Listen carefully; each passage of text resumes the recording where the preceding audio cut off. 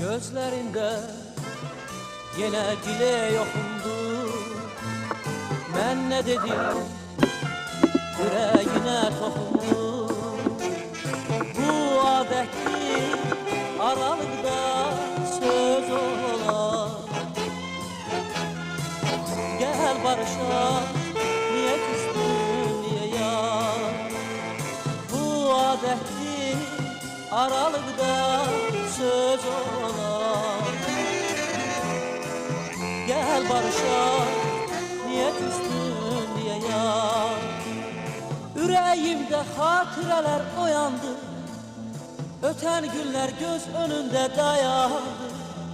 Bir olardı sohbetimiz sözümüz, bir gülerdi yüreğimiz gözümüz. Bir olardı sohbetimiz sözümüz, bir gülerdi